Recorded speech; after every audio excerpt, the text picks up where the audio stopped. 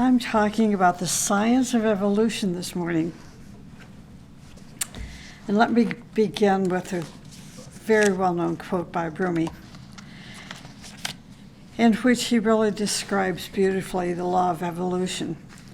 He says, "I died as a mineral and became a plant. I died as a plant and rose to animal. I died as animal and I was man. What should I fear? When was I less by dying? Yet once more I shall die as a man, to soar with angels blessed. But even from angelhood I must pass on. All except God doth perish. When I have sacrificed my angel soul, I shall become what no mind ever conceived. Oh, let me not exist for non-existence." After the human kingdom, the law of evolution requires the participation of the human soul for a person to evolve further. If participation is lacking, then our human life degenerates. I really want to repeat this so it drives a point home. The law of evolution requires the participation of our human soul for us to evolve further. If this participation is lacking, then the human life degenerates. So what does this mean for us? We know that a human being, in essence, is divine, that this human being originated from God. If we are all upon the return path to the Father's home, this means we will and must evolve. It means that we as a soul have a divine imprint in our soul, within our soul, which makes us capable of furthering our evolution and accomplishing great things. Great ones come precisely for the reason of making people participate in their own evolution.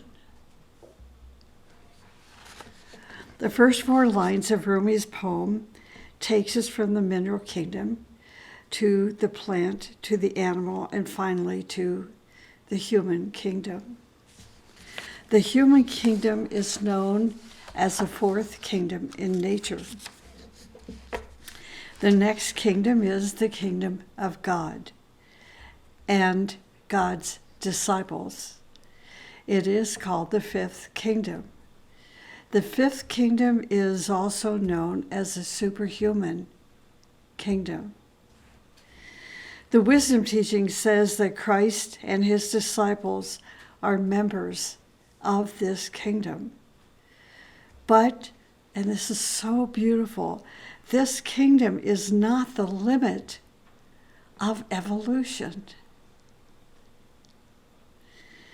What is also so beautiful, and why so many trust this path of return to the Father's home, is the fact that we do have an inherent power to evolve, and the fact that there is no limitation to evolution. See, this talk this morning is so powerful and so valuable, and warrants us listening to it several times over again. And the reason being is that normally we are not raised to think life in this way. We're born and then we die and go to heaven. That's the way I was raised, briefly. And I think most of us that are listening to the talk this morning and are here, briefly listen to that comment also. Nonetheless, it has been drilled into us so that it becomes a thought form that is very limiting and not creative and doesn't answer the question, why would a person be born and live for a few days or a few years or maybe 50 years and then die and that's it? It just is not reality. Because there is no limit to evolution. The purpose of the evolution of the spark, the monad, is to affirm its fiery nature and to collect, this is an important word, collect or accumulate, the light-giving fire in itself within the monad. It is for this that life is given to us here and to those sparks in the higher worlds. Yet first we must admit that a human being is a fiery entity, and then proceed with the accumulation or collection of Agni. The opposite of accumulation is wasting the accumulation. Looking at those who waste their gifts, their life, we can see, how frivolously precious power is lost. The incarnated soul who has misused its accumulation of Agni is now an empty shell. And we see these examples, in our friends, maybe in our circle of our family, and certainly the wider circle being the nation and the planet and humanity. We see these empty shells because now we can recognize that they have wasted this precious energy. And they are empty of creative energy. They are empty of psychic energy.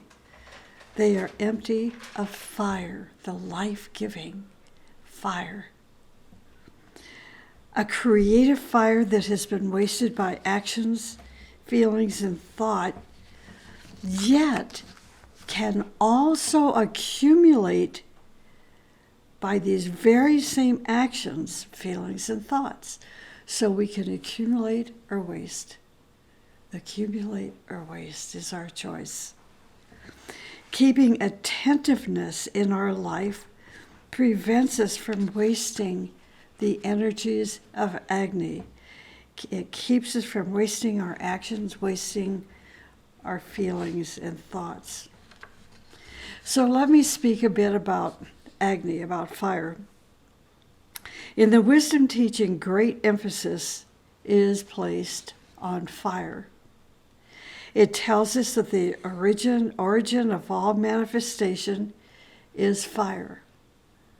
The origin of all manifestation is fire. All is fire in different degrees of condensation. There is material fire, the potential fire, material fire. There is also spiritual fire, which is a living fire. Between material fire and spiritual fire, there are many streams of fire from spirit to matter and matter to spirit. We call these fires active fires, which serve to keep all manifestation in progress. So Agni means fire. Agni Yoga means the union through, by, or in fire. The fire that I'm referring to is our true core. Life is essentially a spark from a cosmic flame. The monad is the central fire. A fiery yogi is a person who is united with the flame of his or her heart, united with the highest principle within their nature. And that word united is vital. They are united with the highest principle in their nature. So Agni Yoga leads to the self, the capital S self, which is the fire within each atom, each cell, and each person. Agni Yoga teaches us how to release this fire and join with the self of the universe. The self, the awareness unit, must release himself from the physical, emotional, and mental atoms so that he becomes a unified field of fire. Can't you just see, if you were an artist, that you could paint this beautiful history or process of involution and evolution through the process and progress of fire, of Agni. So let us say, for example, that you are a highly advanced person, a real self. Everything that you do and say will be united with the fire of the universe and will awaken that fire within others. When the fire is awakened in others, then they become one with you and with all those who are releasing their divinity. There is no separation. They are part of an unbroken circle. The fire of cosmos is the same in all. We can either waste this spiritual fire or accumulate it. We must know what is understood as wasting and what is meant by accumulating the fire of Agni. Despondency, for example, is wasteful. It is like an open or running faucet where the water goes down the drain, wasting the water, wasting that spiritual fire. Joyfulness is the opposite of despondency, and courage is the opposite of fear. So we can compare all pairs of opposites in order to realize what of our actions are misusing the fire of Agni. The positive qualities of spirit are containers of fire that are kindled in the human microcosm. The quality of our spirit and actions are inseparable from each other. These qualities are revealed in action. This is why this word action, we just read this word over and over and over again, don't we? In the teaching, action, aka striving, right? These qualities of spirit are revealed in actions as well as thoughts. For thought, quality, and action are parts of the same thread. And they are saturated with the same fire. The integrity of this thread is of particular importance. The pillar of spirit depends on the unity. The pillar of spirit depends on the unity of thought, quality, and action. A house divided in itself will not understand earthly and supermundane currents. Agni, or fire, can always be accumulated in all conditions of life if there is a desire to accumulate it and an understanding of the significance of this inmost evolutionary activity. Involutionary words or actions cannot accumulate Agni, as well as involutionary thoughts.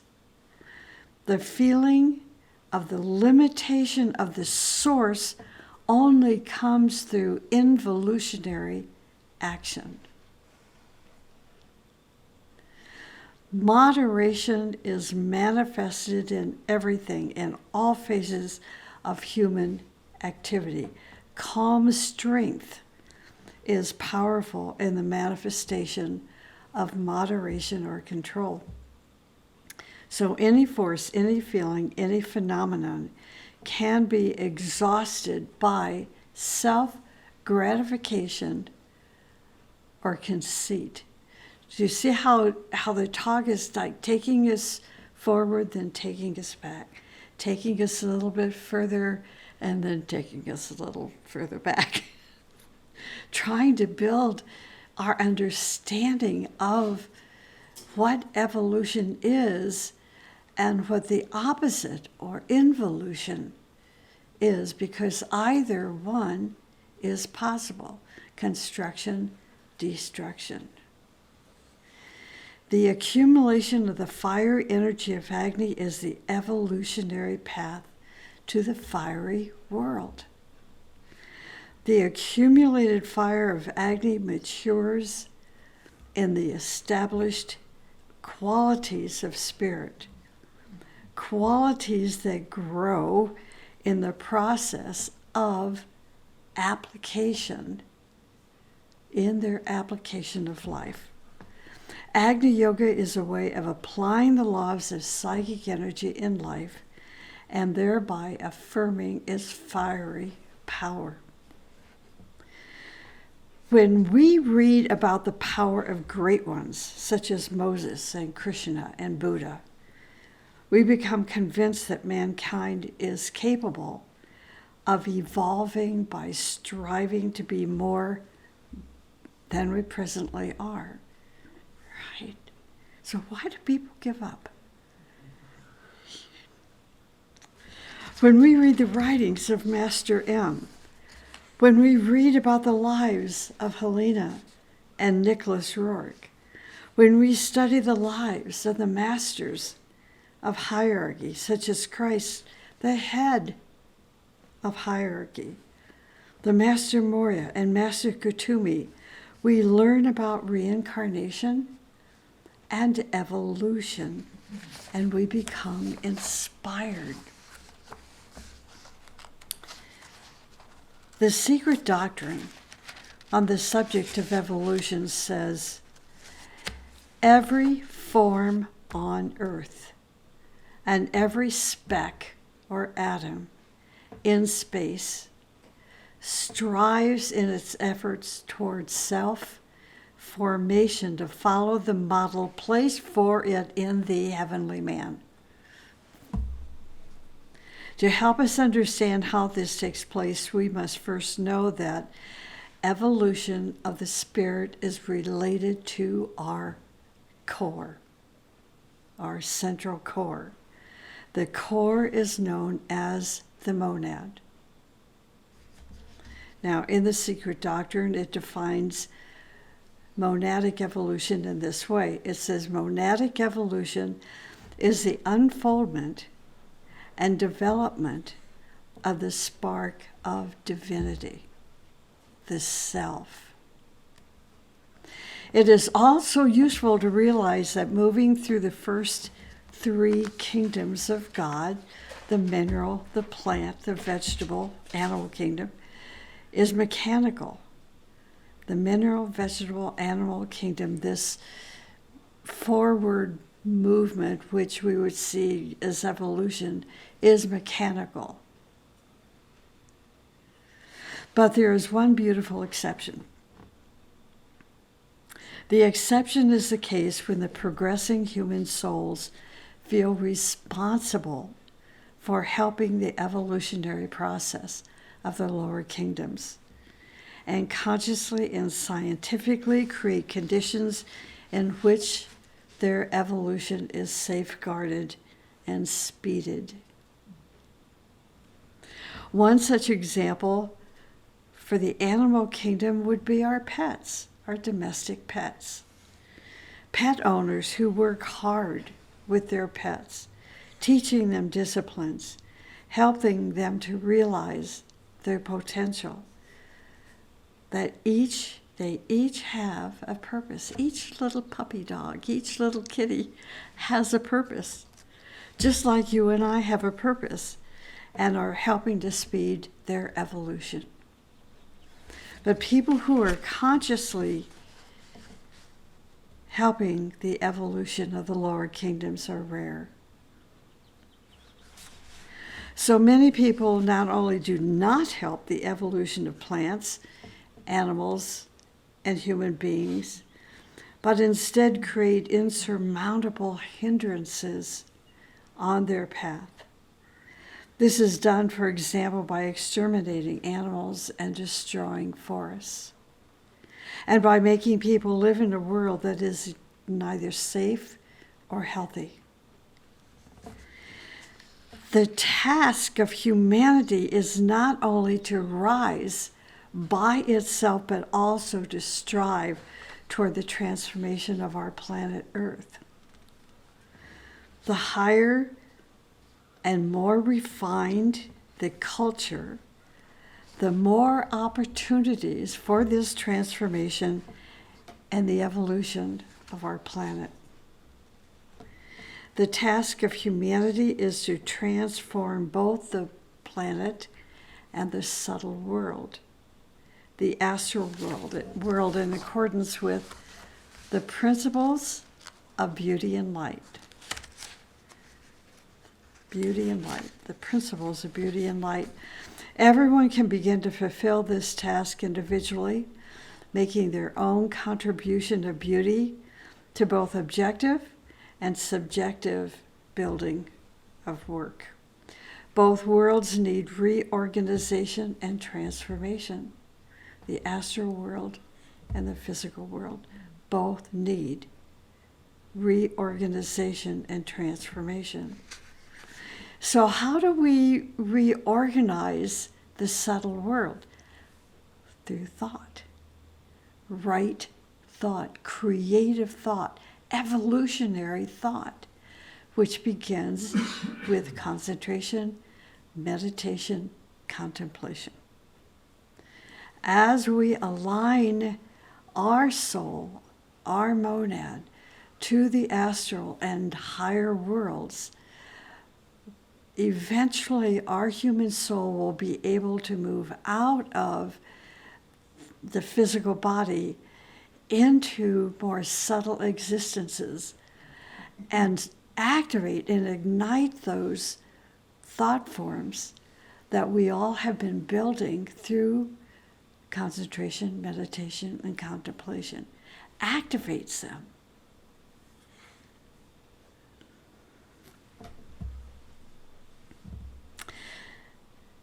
The new earth and new heaven are not religious concepts, but the demand of evolution. Everything that opposes it, fights against it, and does not obey it will be ultimately swept away by the advancing wave of evolution. Therefore, we want to bring the new world into manifestation and leave the old world behind. Now, the teachings tell us there are 7 principles of existence, and each principle corresponds to what?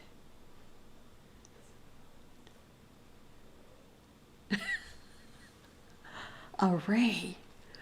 Each principle corresponds to a ray. A ray is a symbol for us, reminding us of striving to master its corresponding substance, to master the corresponding substance of the ray. There's a lot in this. Just you can't explain everything in detail, because then we won't develop our intuition. So we're given information and then build on it, and building on it through the process of concentration, meditation, and contemplation takes us into the light of the higher worlds, and now we begin to understand what it means to strive to master the corresponding substance of the ray. The 7 basic tones of the musical scale produces all the richness and variety in the world of sounds. The creative power of the ray spectrum of a master's fiery aura is immeasurable. When you study Agni Yoga, you read the word little r ray and big R ray. And all we need to know is that we need to strive to master the substance, whether it's little r or big R, right? To master that substance, just the way the master has done. The creative power of the ray spectrum of a master's fiery aura is immeasurable. The power of the sun's ray can be assessed by the fertile richness that covers the planet. A ray creates life. Rays giving life saturate the aura of the planet, imparting the impulse of what? Evolutionary development. In the rays of the Mother of the World, the power of the Master's rays, there is achieved a unifying power. And this united power creates a new stage in the planet's evolution. Now, the secret doctrine says that every atom in the universe has the potentiality of self-consciousness in it. Every atom in the universe has a potentiality of self-consciousness. And as a universe in itself and for itself, wow, it is an atom and an angel. See, back when Rumi was talking about the angel soul. Human evolution is divided into 5 dimensions. The first is the evolution of vehicles, the physical to the spiritual triad. The second is intellectual evolution, the evolution of the mental body, such as acquisition of knowledge. The third is psychic evolution, which is developing the higher bodies, the development of the higher bodies, psychic evolution. These bodies, these higher bodies, are the mental, buddhic, atmic, and to the acquisition of powers and faculties. It is primarily the evolution. This is primarily the evolution and expansion, process of expansion of consciousness. Psychic evolution, expansion of consciousness. Number 4, moral evolution, which is related to psychic evolution, but also to the principles of the higher worlds. And number 5 is spiritual evolution. But we know that this 5-fold evolution does not, this is so interesting. To me, it just blows me away. Every time I study it and think about this and try to understand it more, that this 5-fold evolution does not proceed step by step by step, but in cycles, which often these cycles can intermingle with one another. For example, sometimes physical evolution is longer than mental evolution. Sometimes they go together, but the emphasis is laid on psychic evolution, and so on. Also, in certain lives, the major emphasis may be laid on this cycle of spiritual evolution, and for some, physical evolution. If you really think about this, you will easily recognize that during this five-fold evolution, you may see that certain disturbances of a person or even a nation prolongs one cycle at the expense of another. Or if the person blocks the evolution of a certain aspect of their five-fold evolution.